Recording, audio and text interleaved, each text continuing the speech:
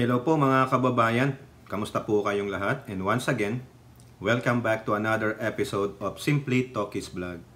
Ang pag-uusapan natin mga kababayan ay ito pong Duterte, yung sa ICC, yung meron pong maiksing mensahe ang inyong VP Sara Tamilmel Duterte, pahapyaw kay Quiboloy, at ganun din po sa isang statement ng Senator Cynthia Villar. O di ba mga magkakakampi yan? So bago po tayo magpatuloy, tayo po ay magbibigay pugay sa lahat ng ating channel members, followers, subscribers, nagla-like at nagsishare ng ating mga videos, sa mga nagbibideo replay, nagsishare ng kanilang blessings, at yung mga katuwang natin dyan sa chat box during our video premiere kung meron man. Hindi ko na kayo banggitin isa-isa, kilala nyo na kayo kasi paulit-ulit naman yun. Bakit hindi ko na lang daw isulat at i-flash dito sa screen? Kasi yung iba po, tumataba ang kanilang puso para silang nasa cloud 11 pag nabanggit ang kanilang mga pangalan. Di ba? Tulad ni Ai Chang. O yan, tuwan-tuwa yan. Si Miyu. Si Kaluyal Wanabet. Si Elora. Marie Chris Hernandez. Si Sen Chang. Si Beth Ariola. Si Manstan. Si Alex Andrade. Si Mami B. Si Ate Mighty Baisa, magpagaling ka Ate Mighty ha. Si Maritel T. Priscilla Acepcion, Rebecca Lagmay. Si Ninita Umali, Nilda Arceo. Sino pa? Yun yung mga regular, no? Si Danny Reynado. Si RN Tusens. Si Lulu, no? Sino pa ba? Si Ilocana Kana, Lola Carclea. Si Hattori na laging tulog. Yun, nabanggit ko rin kayo, mga ano kayo ha. Spoiled kayo kay Tokis ha. At yung sa mga iba pa po na nagpapa shout out, si Malditang Lola, Simply Me Jenny, Mami Lou Parker, Jean Jagers, Bergie Pamposa, Tita Nandito, Losana Nerpio, Belina Ibanez, David Delizo. O yan, no? Sana mapunta kayo lalo sa Cloud 11. Wag naman doon kay Kibuloy. Joke la. Okay, so eto po. Puntahan muna natin itong ICC. Nako, sino ba tong mukhang may magaganap na yata mga kababayan. Kasi meron namang survey na mas mataas pa yung bilang ng mga mamayang Pilipino in favor of ICC. No? Na suklubin na yung mga Duterte, si Bato at si Go. Pero sabi ng Pangulo, hindi daw nila i-enforce yung any warrant of arrest for these freaking idiots. Na kung saan, itong mga idiota na ito, lalo na yung Prime Minister ni Baal, kung ano-anong masamang pinagsasabi sa Pangulo. Pero ang Pangulo, wala lang. Manhid na siya di ba? Kaya nga ang sabi ng mga anti-Marcos, may nag-forward po sa akin diyan si Kuya Rigor Kagitla na, yun nga, sinasabihan ng Pangulo na totoong weak. Totoong weak ang Pangulo kasi hindi niya kaya ang Duterte. Tulad ng yung kay Sara Duterte. Hindi niya makontra-kontra, wala. Pero alam nyo naman ang very nature ng Pangulo, di ba sabi niya, manhid na kami dyan. Kaya kahit na ano pang sabihin ninyo, sabihin natin, hindi maapektuhan ng Pangulo. No? Kaya mag-shut up na lang kayo. Okay, pero ito, mukhang tuwang-tuwa si Trillanes dito. Oy, si Trillanes ini-interview na ng mga BBM vloggers daw. Mukhang nagpapabango si Trillanes sa mga Marcos loyalists and supporters. Biruin nyo, no? The enemy of my enemy is my friend. Totoo yun. Ilan na dyan ang naka-interview kay Trillanes na dati siyang binira-bira. Di ba? Ngayon, mukhang mabait naman pala si Trillanes di ba? Napanood ko yung iba, mukhang pinagmamasdan ko si Trillanes. Mukha namang mabait itong nagkudita na ito. Kaya pala sa sobrang bait, tignan ni Trillanes, kaya hindi pumutok yung baril niya. Oy, Senator, joke la, joke la. Pero, mukhang tanong nga, Senator Trillanes, kung nandiyan ka man lang. May bala kang tumakbong senator? Mukhang mukhang napupusuan ka na ng mga ng mga anti-Duterte. Subukan mo, Senator Trillanes, baka makabalik ka. Tama-tama, pag nasa Senado ka na, birahin mo ng birahin si Robin. Di ba? Alam ko, naghahamonan pa kayo ng suntukan noon ni Robin. Sige nga.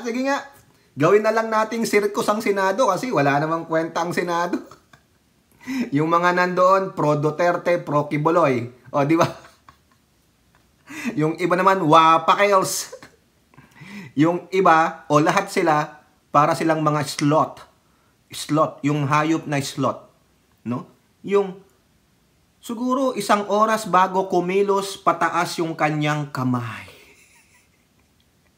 Nakakuha nyo na yung ibig ko sabihin. Ha? Ikaw Trillanes nagpapabango ka sa mga anti-Duterte Dami niyan, no? Sana naman bumango ka sa mga Marcos supporters and loyalists. Mamaya pagdating mo ng Senado, alam nyo, itong mga to, magbabait-baitan yung mga yan. Pero pag nandun na sila sa gusto ng pesto, huyu? Mamaya kontra na to. O, di ba? May kakampi na si Hontiveros. Wala na yung mga proyekto ng Pangulo. Tenga na naman. O, ganun na naman tayo. Balik na naman tayo. Wala na. Hindi na. Asenso talaga ang Pilipinas. Di ba? O, eto sabi niya sa GMA News Online. ICC contacted over 50 active ex-caps implicated in Duterte case. The ICC has communicated with more than 50 active and former police officials implicated in the crime against humanity case against ex-President Duterte, sabi ni Trillanes. In his post on his X account, Trillanes cited a high credible information on ICC's recent move amid its investigation on Duterte's drug war. The ICC investigators have already directly communicated with more than 50 active and former PNP officials regarding their being implicated in the crimes against humanity case of Rodrigo Duterte at the ICC. If the concerned police officials do not express intentions to cooperate, Trillanes said, they will be tagged as suspects in the case, restricted from travel and arrested by the Interpol. This means that if they do not immediately signify their intention to cooperate with the investigators, their status will be elevated to being suspects and therefore will result to travel restrictions initially and eventually arrest via Interpol. Ganun pala yan. So, mukhang malapit na ito, no?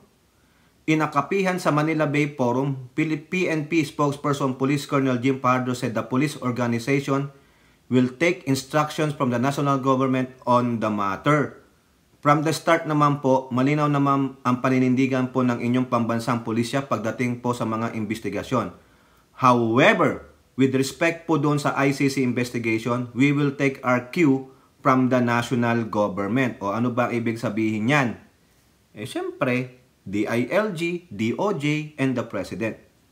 Echoing the position of the national government, Fajardo reiterated that the Philippines has its own working judicial system to address the reports of abuses and irregularities by the PNP.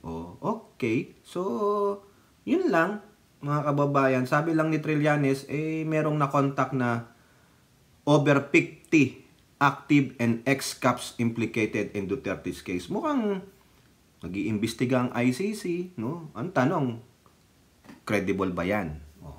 Yan ang sinasabi ni Trillanes Antay-antay tayo. Hindi pa naman lumalabas ang warrant of arrest Kung lalabas man ang warrant of arrest, anong sabi ng Pangulo? No. We will not ask our police to enforce the warrant of arrest because of the jurisdiction issues. Yun ang sabi ng Pangulo. Even though, sabi ng Supreme Court natin, ICC still has jurisdiction on those years na naganap yung ganyang EJK noong tayo ay member pa ng ICC before your former president pull out. Ang Pangulo pa rin ang magde-decide. O di ba? Hindi ba natutuwa dyan ang mga despicable supporter ng Duterte na pinoprotektahan pa rin si Digong? Ang mga kaalyado niya. Tapos kung balahurain ng mga minions ni Digong. Tulad na lang po yung dito ha. Ito po. Courtesy of Mami Peng. Official Facebook page. No? Nakita ko po. Na kung saan, meron po silang panawagan na yung manifesto of support daw. No? Kahapon lang yan sa Pilipinas. Mga manifesto nila na mag-sign daw sila. Ayan po. Ayan oh. Oh, ito po. Nakita ko po yan sa FB page ni Mami Peng. Naka-follow ako sa kanya. Ayan oh. Koalisyon ng mamamayan kontra droga. Droga, sorry. Giyera. Ang tanong ko sa inyo, ito na lang ha. Pahapyawan lang natin ito. Okay, after those wars, no? Yung World War II, Korean War kasi napabilang tayo dyan. Ha? Eto na lang.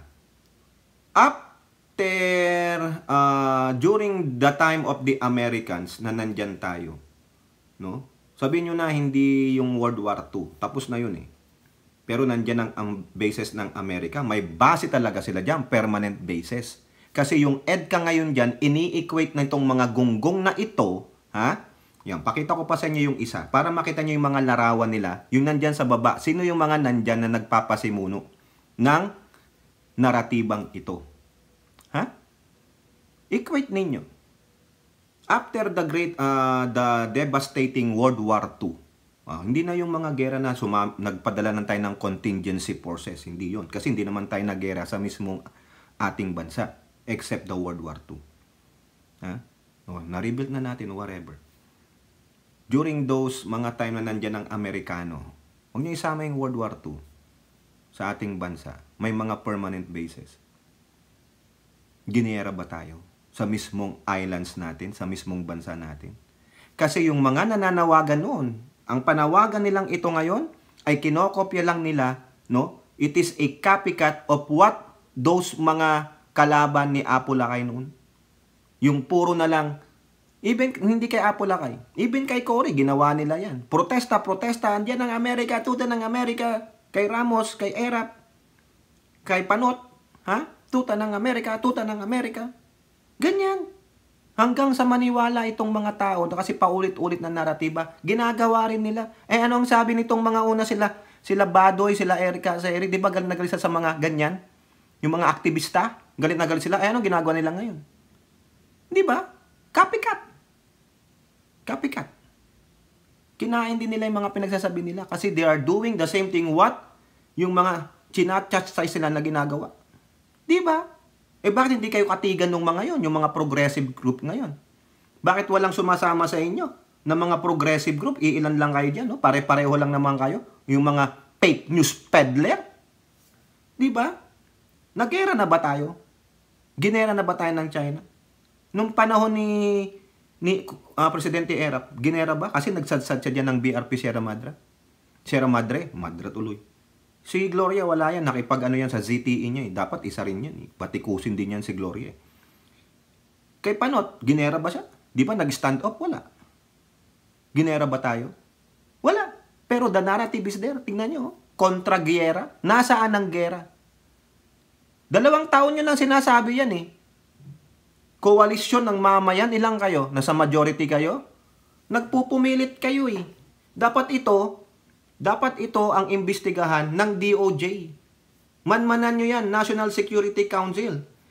These are mga destabilization platters. Mga dividers. Di ba nasaan ang nation building?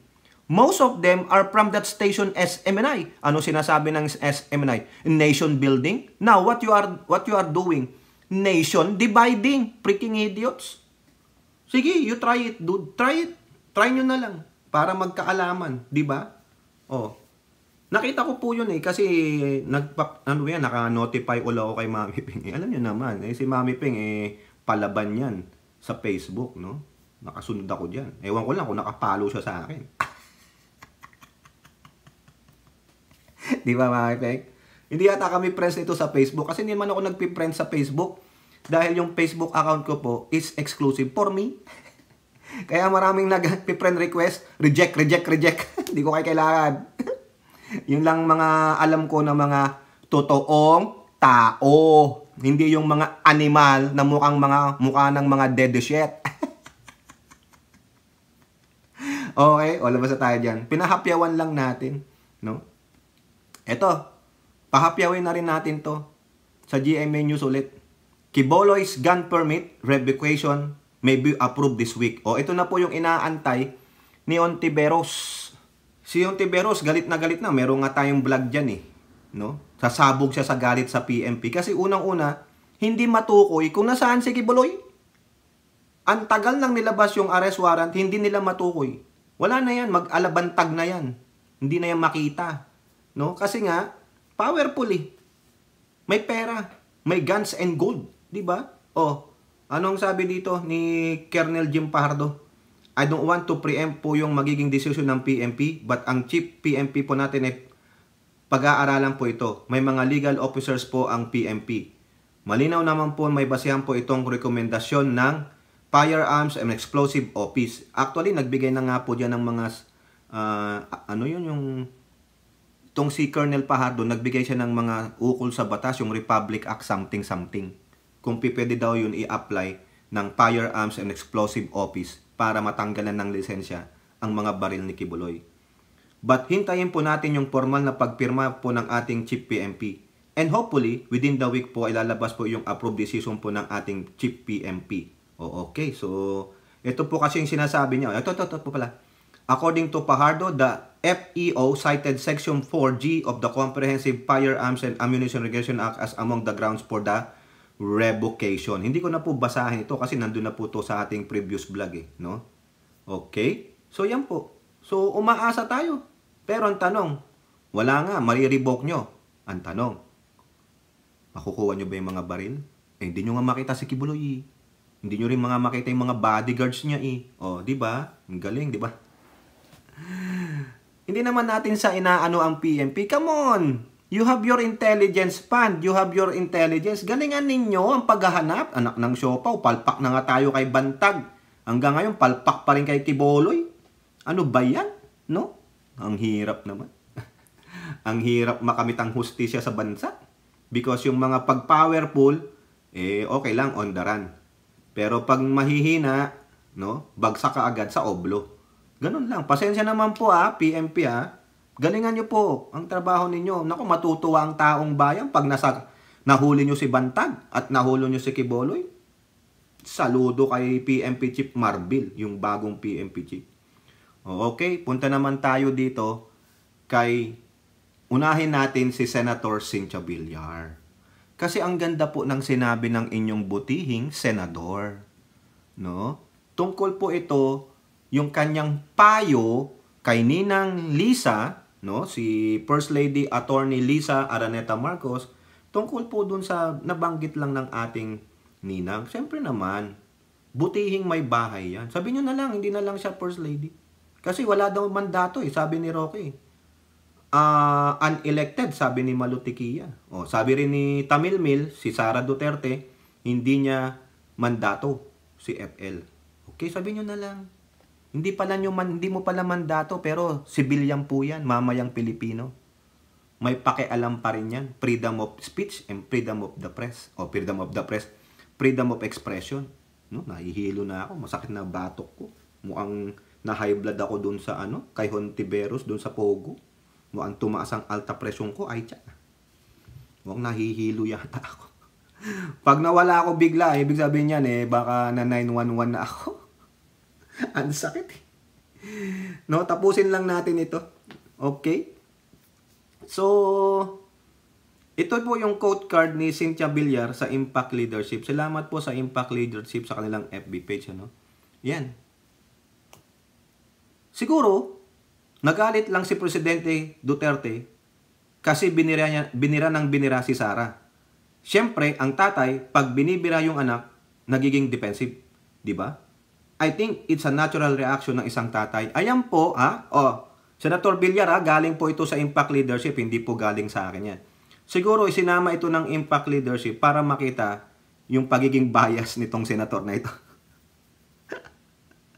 Pasensya naman po, Senator Villar, unahan ko na, nagpapasubali na po ako. Binabasa ko lang po. Bibigyan natin ng opinion at reaction. Ito yung time na kung saan naalala nyo yung confidential fund. Tapos yung 125 million na CIF din ni Tamilmil noong 2022. O, di ba nagalit si Duterte? Kaya nga di ba nag-grant si Duterte doon sa gikan sa China para sa China niya na show doon sa istasyon ng mga peke, di ba? O, ano ang sabi ni Villar? Tatay lang siya. Binibira ng binibira yung anak niya. So the natural reaction is this. Isa akong tatay, protektahan ko yung anak ko. Even though na mali pa rin yung anak ko, magulang kayo. Whether your child is right or wrong, you will still have the side of your kids. Di ba ganun ang magulang eh? Protector eh. Di ba? Maski na mali na yung anak, sige, kakampihan ko pa rin yan. Anak ko yan eh. Bibihira lang po yung magulang na talagang hindi kakampi sa anak pag alam nilang maling-mali ang anak. Maybe the support is there, but I will not tolerate the wrongdoings. Pero sa Duterte, hindi muna inalam ang impormasyon, ayun, nag-grant doon sa kanyang gikan sa China para sa China. Ano nangyari? Hindi nagalit ang Kongreso sa kanya. Sabihan ba naman kayong the most rotten institution? Pero ginamit niya ng ginamit ang Congress para sa kanyang mga kung ano-anong pinagkukuwang mga pondo. Di ba? Anong dito? Itong sinama ng impact leadership sa sinabi ni Villar noon. I-relate nyo yan kay Ninang Lisa. Di ba? Sasabi nila, sabi ni Tamilmil, bilang tao. Di ba? Ganon din. So anong mali doon? Mali ba na magbigay siya ng saloobin niya? Bilang isang asawa. Wag nang bilang isang first lady. Kasi sabi niyo walang mandato eh. No? Minamaliit po nila ang titulong first lady. They don't give high regards to the first lady. Pero sa mga first lady, sa mga asawa ng prime minister at sa queen ng ibang bansa, sila po, ay ang ganda, ang galing-galing niya. Yan ang asawa ng prime minister. They put them in high regards. Pero sa ating bansa lang, may mga tao na hindi pinahahalagahan ang first lady. Kasi bakit? Ang pangit daw. Mukhang butanding. Mukhang karakter sa Star Wars. Di ba? Physical appearance ang panuntunan nila sa pagiging isang first lady sa ating bansa. Di ba? Tama, mali. Tapos nung nagsalita lang ng saloobin yung first lady because she is also human. Tao lang. Sabi nga ni Tamilmil, tao lang. May nararamdaman din lalong-lalo na pag winawalang hiya na yung kanyang esposa na mahal niya. Di ba?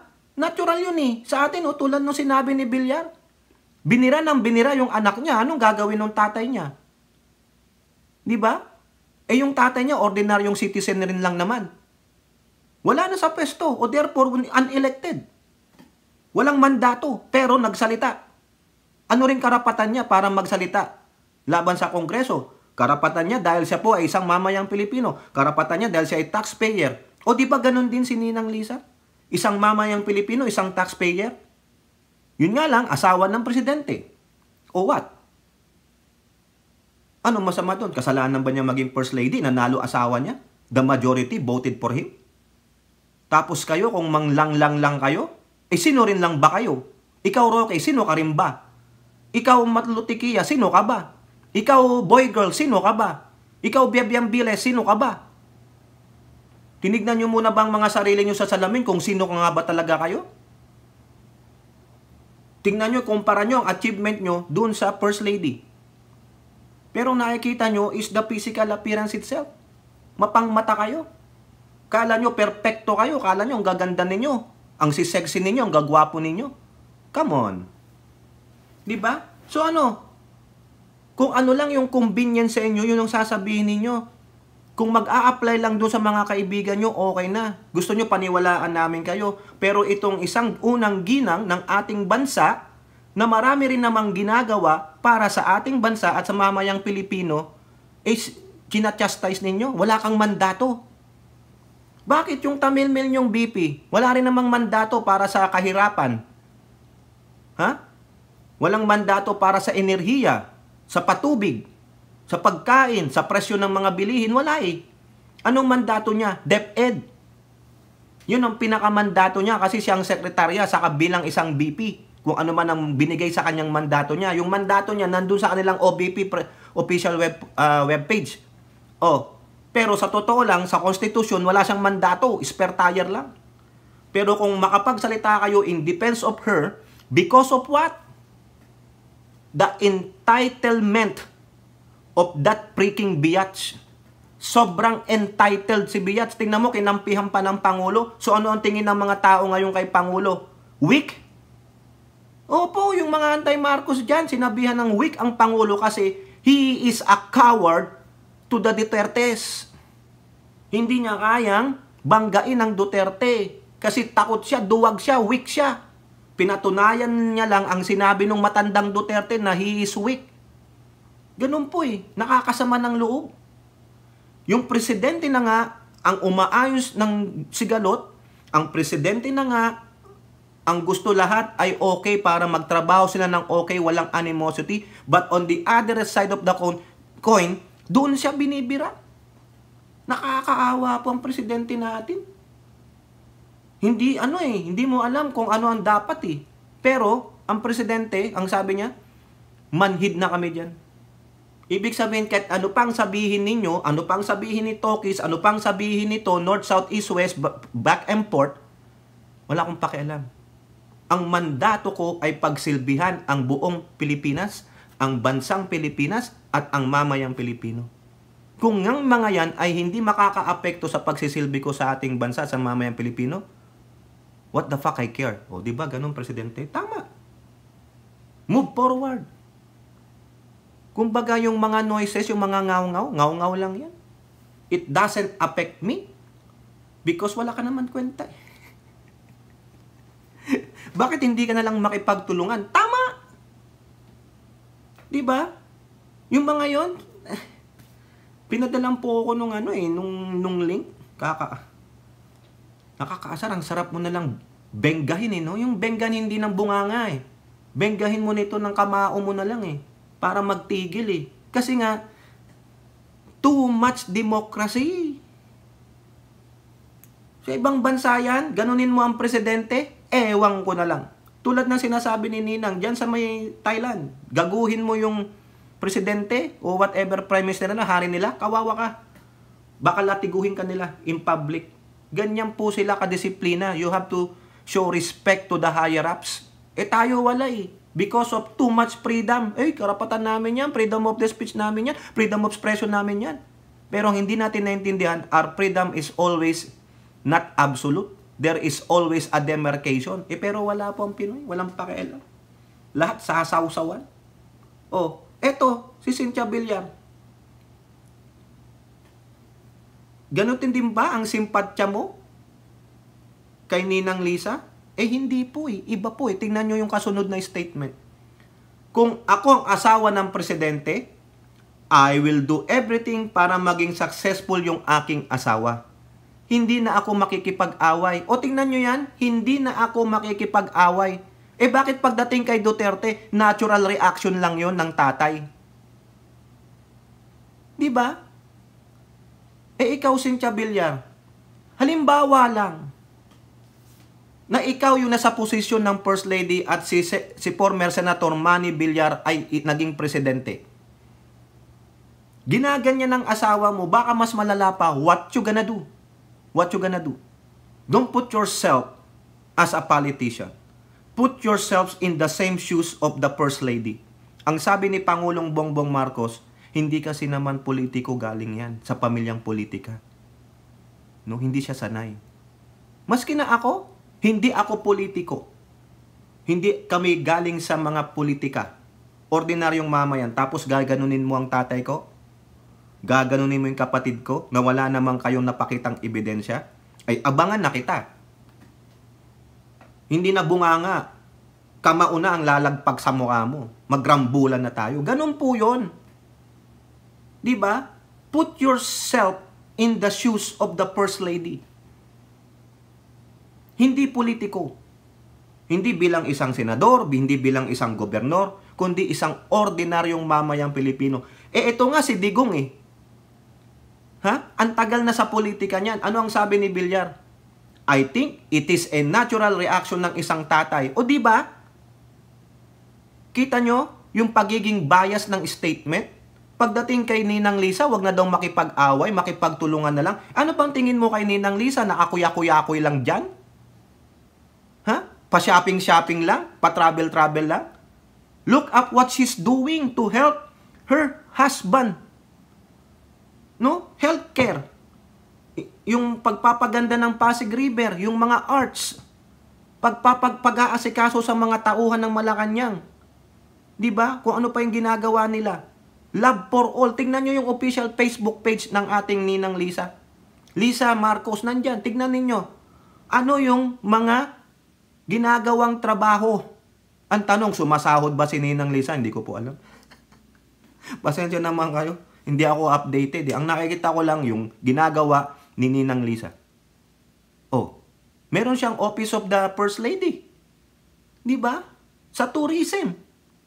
Nakita ko, kausap niya si last time nakita ko si Secretary, yung asawa ni ang maganda po yun, si Secretary, yung anak ni Governor Gwen Garcia, pero, basta ganun, si Secretary ng DOT, pasensya na po madam alam niyo naman, I am getting there, sakit na ng bato ko, ay tiyan, na high blood yata ako, di pa ako nakakainom ng aking losartan. Nakakaasar lang kasi ito, nakaka-high blood tong mga kababayan. Pagdating kay FL, bias na bias sila Hindi po ba the same sentiment din ako? Asawa rin ako, baka natural reaction ko, ganun din. Kasi bakit? Mahal ko asawa ko Mahal ko esposa ko. I will protect him or her. Diba? Bilang isang tao. Sabi ni Tamil Mil nga, bilang isang tao without entitlement. Diba? Wag nang mag-away. Gumawa na lang ng project na makakatulong sa tao para mahalin ng mga tao, lalo yung ating presidente. Mahal naman namin po ang presidente namin. Mahal natin ang presidente because he's doing all his job and efforts and whatever have you para po matugunan ang pangangailangan ng ating mga kapwa Pilipino. Kaso lang po, itong mga Duterte, itong mga kampon ni Quiboloy, sila po ang nagdi-divide ng ating nation. They keep implanting a narrative na ganito ang presidente, ganito si First Lady, siya ang namumuno. Wala naman po silang mapakitang ebidensya. Why don't you tell that to these minions of Dutertes and Quiboloy? They are also urging the armed forces to withdraw their support to the president. Bakit hindi nyo matalakay yun? Bakit kayo nakapokus doon sa sinabi ni FL Lisa? Bakit? Nabenga kayo? Nabigyan kayo ng katotohanan? Di ba? Tama, mali. Senator Villar, pasensya na po, I don't like what you have said here. Dapat, fair, patas. Pagdating kay Duterte, natural reaction. Pagdating kay Ninang Lisa, wag nang makipag-away. Ano yun? Ano man yun, Senator Villar? Pasensya naman po nirirespeto ko kayo. Dahil, siyempre, turing ko sa inyo, parang lola na nga po Wala na nga po akong lola, parehong dedo na Diba, Senator Villar naman? Maging patas po tayo sa statement natin. Pangalawa, babae din po kayo. Kung inaalipusta ang anak ninyo, si Madam yung isa sa congressman, di ba? Saka si Senator, ano ba pangalan ng anak mo? Sino ba yung senator na anak niya? Nakalimutan ko na naman, ay tiyang, ano ba yan? Mami B? O kaya si yung inyong esposo, o di kaya yung mga apo ninyo, what will be your natural reaction? Kung yung mga hayop nga di ba? Lalo na yung mga inahin, protective sila sa mga anak nila. Si FL Lisa pa kaya? Di ba? Na isang ordinaryong mamayan? Hindi nyo mabigyan ng patas na komento? Sa tingin mo, hindi niya tinutulungan ng asawa niya? Ay, hindi naman po yun. Hindi nyo siguro nakikita yung ginagawang mga proyekto at trabaho ng ating unang ginang. Sabi ko sa isang vlog ko, hindi ko natatapik to, pero nakaka-high blood po eh. Hindi naman patas yung ganon. Pagdating kay Digong, natural reaction. Pagdating kay Kiboloy, mabait naman po siya sa pamilya ko. Kaya nga hindi kayo pumirma doon sa warrant of arrest ni Hontiveros, 'di ba? Pagdating kay FL, wag nang makipag-away, makipagtulungan na lang siya para sa mga proyekto makakatulong. Out of touch. Pasensya naman po Senator Villar huwag kayong magalit sa akin Nagbibigay lang po ako ng opinion. Kaya naman nire-respeto po natin si Senator Villar, pero minsan yung mga statement nyo is not fair eh. Maging fair naman tayo. First lady yan Diba? Babae din po kayo. Ako nire-respeto ko siya Hindi ko po inaano si Madam Cynthia Villar. Pero minsan like this, out of touch. Maging fair sa ating hindi sa nakikipag-away si FL Lisa. She is just giving her sentiment. Asawa ko yun Tinanong ako ni Tunyeng, what I'm gonna say? I will be honest and frank. Should I sugarcoat it? No. Isu-sugarcoat ko para lang hindi kami mag-away ni Sara. She will be a hypocrite. 'Di ba? Kung si Tamilmil hypocrite, hindi ganoon ang Ninang Lisa. 'Di ba? Sige nga, maganda na lang diyan, Senator Villar, sana isa sa mga pwedeng masabi natin sana makapag-usap po yung dalawang babae, mga professional naman yan, and they are matured woman, sana magkaigihan. Manumbalik ang dating samahan.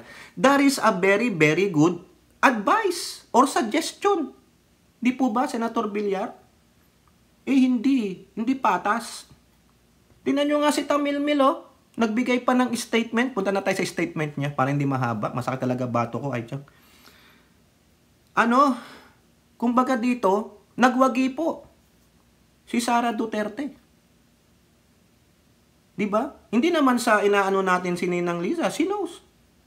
That's only my sentiment. Personal ko yun Diba? Kung ipopolitika ninyo, di gawin ninyong politika. Ako sasabihin ko dito, nagwagi si Sara Duterte. She have the best of both worlds. Diba? Meron siyang world ng mga Duterte and their followers at suportado siya ng Pangulo. Biro niyo yun, sinusuportahan pa ng Pangulo after na bastos-bastusin siya ng pamilya nung sinusuportahan niya. Ikaw Tamilmil, what can you do for the president now? He has been protecting you and trusting you from the very beginning. Ikaw, doon ka lang sa very beginning. The campaign, uulitin ko doon sa Tagum kasi sinubaybayan ko kayo Yung sabi mo, hindi ko lang makita yung video mga kababayan. Protektahan po natin si Apo BBM. Ano nangyari in the course of 2 years? Your family is chastising, putting down the president and asking for his resignation and turn over the presidency to you. You did nothing. You did nothing. You did not nothing. Ano ba namang English ito? Aichang, talagang na ako. Na-jumbled na ako dito, no? Diba? You did nothing. Yun ang tamang English, diba, Aichang? Siguro hindi napapanood ni Aichang to. Nandyan na naman yan, naggagala na naman yan sa ibang LS. Sabi niya, like and share, like and share. Si Aichang na naman ang napo na, Mami B. Si Aichang naman, kasi nabigyan na siya ng jacket ng kuya niya. Tuwan-tuwa siya kagabi, tuwan-tuwa si Aichang. Alam mo kay Aichang. Tatampo yan kasi wala daw siyang jacket. Ingatan mo yung jacket na yan, Aichang, Pag yan, di mo iningatan yan, tatanggalin ko sa iyan. Tatampo na naman yan. O balik tayo sa topic, no? Biruin nyo, si Tamilmil, napakaswerte talaga. Talagang inulan siya ng swerte ng Panginoon. Nung nagsaboy ng kaswertihan ng Panginoon, kinuha niya ang 90%. Na kay Pangulong Bongbong lang ang 10%. Kasi ang malas ng Pangulo no? Pero ang Pangulo, very positive. No, any adjective or synonyms of positive, bahala na po kayo. Yun na lang gagamitin ko, positive. No? Talagang he's not looking on yung mga bira-bira, yung tulad ng kay Ninang Lisa. Alam na po ng Pangulo yan eh. Tulad ng sinabi ko sa previous vlog ko, hindi nyo nga pinanood eh. Ayaw nyo kasi yung thumbnail, yung tunay na magkaibigan, ayaw nyo eh. Alam ko eh. I can sense. Pero may question mark naman. Ayan ang hirap sa inyo. Panoorin nyo muna kasi yung video. Bago nyo i-thumbs down, kayo naman. Bigyan nyo naman yun ng views. Walang views eh. Elora, walang views. Ay, Chang, walang views. No, hindi tayo maabot dun ha. Oo nga pala. Salamat po. 28K subscribers na tayo. Maraming salamat po. So, ang ating target is 30K. Konti na lang. No? Okay. So, ang swerte ni Tamilmil, ang malas ng presidente. Totoo lang. No? Nakakaingit naman si Tamilmil. Entitled talaga. Entitled. Meron nga pong article ng Manila Times na ang ganda ng article nun eh. No? Parang op-ed niya. The entitlement of the Dutertes. Ang ganda po. Basahin nyo po. Hanapin nyo sa The Manila Times or i-google ninyo. Basahin ninyo. Naglista siya doon ng mga... Kung may pagkakataon tayo, pwede nating i-content yun eh. No? Kung ayaw nyong magbasa ng mahaba, ako na lang magbasa ng mahaba, then i-summarize natin. No? Galing eh. Okay? So ito po, no? After magpahayag ng Pangulo na ang kanyang BP ay hindi niya tatanggalin bilang isang DepEd na siyang panawagan ng karamihan, including yours, no? Nasoplak po tayo, sinampal po tayo ng katotohanan ng Pangulo. So wala na po naman akong pakialam kung anong sasabihin ng mga iba na weak ang Pangulo, takot, duwag. Pakialam ninyo, di magpresidente kayo. Di ba? Elora? Di ba, Mami B? Yung mga ganon, magpresidente kayo, maski na ikaw Tokis, magpresidente ka para gawin mo gusto mo. Huwag naman po, wala akong kakayahang ganun. Yung ang pambili ko ng Tesla hindi pa naipon ni Aichang. Paniwalang paniwala si Lola Carcleya. Masyado kang gullible, Lola Carcleya. Na-call out na naman si Lola Carcleya. Ikaw naman. Yun po yung biroan namin nila Elora, nila Aichang, si Lulu, yung mga yan. Alam nyo naman tayo, to lighten up the mood. No? Kailangan mag-joke-joke. Ganun naman. Kayo, kung mga serious kayo, hindi kayo bagay kay Tukis. Yan po sabi niya, yung mensahe niya, tuntua. No? Maraming salamat, Pangulong Ferdinand Bongbong Marcos Jr. sa patuloy na pagtitiwala sa akin bilang kalihim ng kagawaran ng edukasyon. Makakaasa po kayo na ang DepEd na binubuo ng lahat ng ating mga guro at non-teaching personnel ay patuloy na maglilingkod ng tapat para sa kinabukasan ng bawat mag-aaral. Ayan ha, 2 paragraph lang yan, pero napakaiksi. Pero, malaman, hindi matalinhaga. Wag nyo akong sasabihan ng matalinhaga na naman dyan, ha? Okay? Mukhang hindi rin ito no comment. Idagdag nyo sa baba. No comment. West Philippine Sea. Diba? Yan. Sa unang paragraph, tuwan-tuwa siya. Siyempre, papasalamat siya eh. Dahil patuloy pa rin siyang pinagkakatiwalaan. The word pagtitiwala. Biruin mo yon. Ang galing ng presidente, no? Attitude ng presidente. Despite of all those ridicules, despite those nefarious words na binato nyo sa kanya ng pamilya mo na hindi mo man lang sila mapagsabihan, no? Nagtitiwala pa rin ang Pangulo. Eto nga lang yan, no? Bakit? Dapat pa lang doon, nung simula pa lang nung sa Davao, doon sa lugar nila, doon nagwalwal si Prime Minister ni Baal Dapat the following day, nagpa-presscon ka. Na sinasabi mo o nagbigay ka ng statement that their sentiment regarding our president is not my sentiment. Parang ganon, disclaimer. Tapos, kausapin mo ang Pangulo, doon pa lang, nag-damage control ka na, hindi, hinayaan mo pa Nagpunta ng Cebu, nagpunta ng Liwasang Bonifacio, o meron niyang balita na sinabihan mo daw si Roque na wag paalisin yung mga tao sa Liwasang Bonifacio. After that, nung lumipad ang Pangulo, papunta ng ibang bansa for state or working visit, Pumunta ka doon, di ba may statement? Pinakita ko sa inyo yung mga quote card. Nagpapasalamat ka pa sa mga tao na nandoon dahil pinusuportahan ng SMNI at si Kibuloy. Sabi mo pa na patas-patas dapat ang treatment ng pamahalaan. Ikaw ang caretaker ng pamahalaan dati. So, hindi ka patas. Ngayon, anong ginawa sa'yo ng Pangulo? Pinagkakatiwalaan ka pa rin. At dahil dyan sa ginawa ng Pangulo, siya ang natchachastise. Hindi ikaw. Diba? Wala na kaming magagawa eh. Hindi ka tatanggalin ng Pangulo bilang DepEd Secretary. Pero, yung batikos hindi sa'yo. Kasi yung batikos namin is the same. Ang batikos ay napunta, naradirect kay Pangulo. Kumbaga, ang ginawa ng Pangulo, sinild ka pa sa mga batikos. Hindi mo ba nakita yun? Todo ang suporta at pagtitiwala sa'yo ng Pangulo. But, ikaw, hindi mo ma-reciprocate yun. Diba sabi nga ng Pangulo, babae rin siya. Maintindihan niya yung sentimiento ng unang ginang. Ang tanong, does she have that feeling? Baka naman empathic siya. At the same time, wala siyang apathy. Diba? Hindi niya inisip na yung sinasabi ng mga kamag-anak niya ay makakasakit hindi lang sa Pangulo, kundi sa kamag-anak din ng Pangulo. Sans Amy Marcos. Wala rin namang empathy yung kupal na yan. Diba? Dalawa sila eh. Mga non-empathic, non-apathy woman. Parang hindi mga asawa. Parang hindi mga magulang. Paano kung ganunin ang wag nyo na si Amy, manhid din yan eh. Paano pag ginano ng mga anak ni Tamilmil? Diba? Ano gagawin ni Tamilmil? Poprotektahan niya mga anak niya. Ganun ang ginawa ni FL, pero wala siyang pakiramdam eh. Baka hindi nga siya tao. Diba?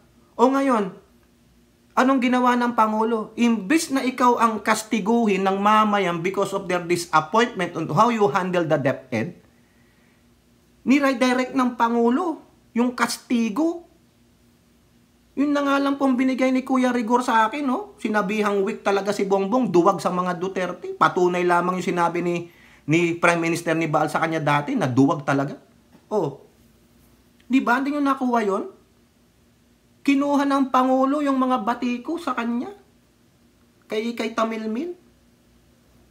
Diba? Tingnan nyo, yung mga iba dyan na vlogger, influencer, mga anti-Marcos, makita nyo, duwag ka kay Duterte, weak leader ka. Diba? Baka naman bangag siya nung sinabi niya yun. Diba? Ganun na naman eh. Pero itong si Tamilmil, tingnan nyo, tuwang-tuwa pa si Gaga. Diba? Ngayon, ano ang sinasabi niya? Nangangako ka. Ha? Kasi sabi niya, makakaasa. So, inaasahan namin na ang departamento mong DepEd ay magkakaroon ng pagbabago. Ay patuloy na maglilingkod ng tapat para sa kinabukasan ng bawat Okay, tapat daw. Hindi daw siya magiging kurap. Hindi daw sila magiging kurap. Ano pa? Maglilingkod ka ng tapat. Ano pa?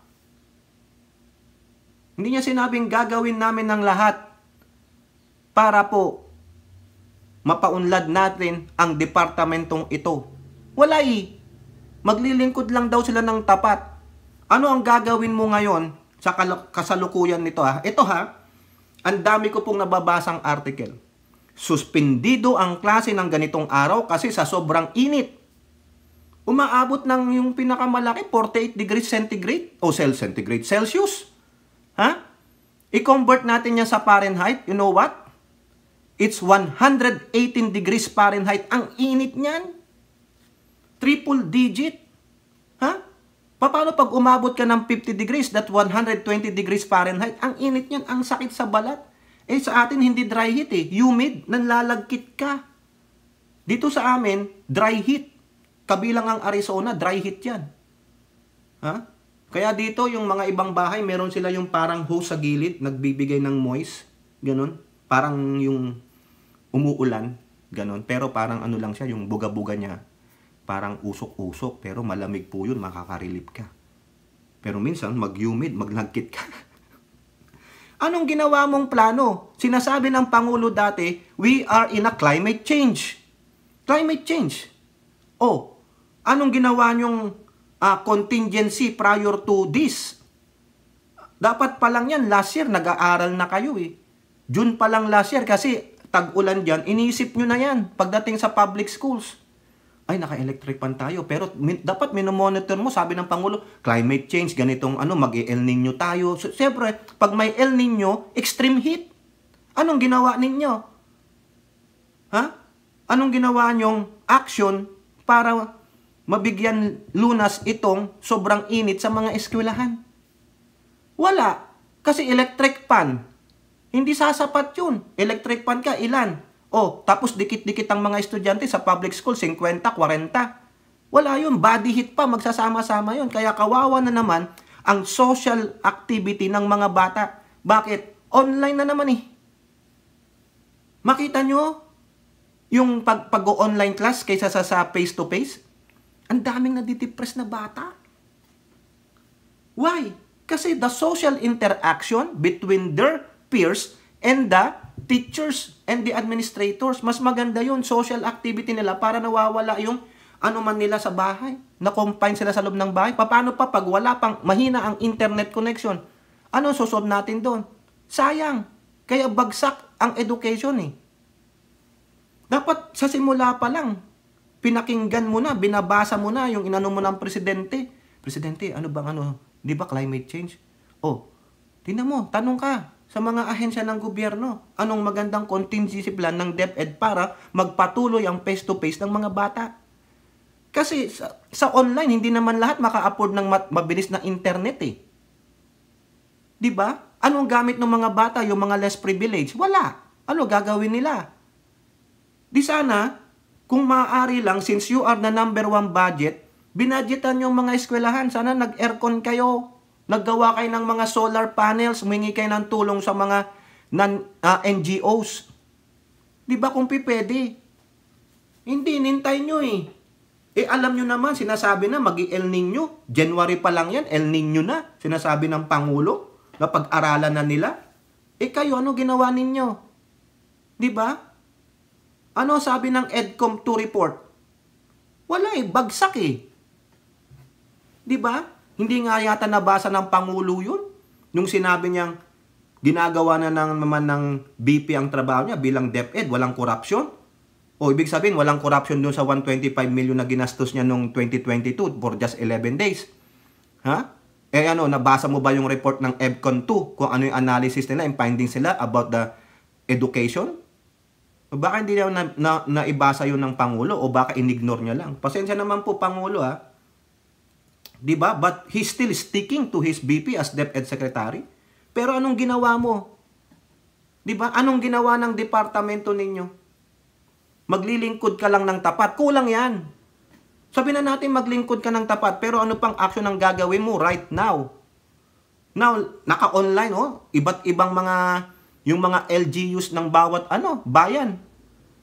Suspending the classes because ang init sa eskwelahan eh. Electric pan? Wala yan. Hindi sasapat yan. Open air pa rin, papasok pa rin yan ng init. Magsisirculate lang yung heat, wala. Baka mag-overheat pang electric pan, mag-cause pa ng sunog. Sa budget ninyo, dapat nilagay nyo na yan eh. Di ba? Maglaan ka ng, how much is your budget? 900 something billion? Almost 1 trillion pesos? Yung nagtatanong sa akin na, hindi daw totoo yung ang DepEd ang may number 1 budget sa GAA. Magbasa kayo. Nasa konstitusyon yan. Kayong mga despicable supporter ng Duterte, mag-research kayo. Nasasaad po yan sa konstitusyon na dapat ang edukasyon ang number 1 na budget. Unahin nyo muna ang edukasyon kaysa sa defense, kaysa sa agriculture. Di ba? Almost 1 trillion pesos ang budget ninyo. Dapat kahit papano naglaan kayo dyan ng 10 billion pesos para pagpapa-aircon ng mga eskwelahan. Gumastos kayo sa renewable energy. Kausapin nyo ang DOE. Kausapin nyo ang budget, ang finance, at mga ibang mga stakeholders. Hinayaan nyo eh. Yun na nga lang mga procurements ng mga textbook and materials for the school. Hirap na hirap kayo. Magti 3 years ka na. Maglilingkod ka ng tapat. Yun lang. Kulang. O ngayon, anong maasahan namin sa inyo? Ayan ang sinabi niya. Maaasahan yung maglilingkod kami ng tapat. Okay, walang corruption, pero what you gonna do? I-lay out mo yung plans, o lalong-lalo na to. Sige, sabi na natin, matatapos ang El Nino, pagpasok ng June, July, tag-ulan po yan sa ating bansa. Ano na naman ngayon ang gagawin mong hakbang? Dapat dyan, nag-aaral na kayo. Next year, baka mas lalong mainit. Kasi nga, of the climate change. Globally po yan dito, 96 degrees Fahrenheit. Hindi pa yan summer.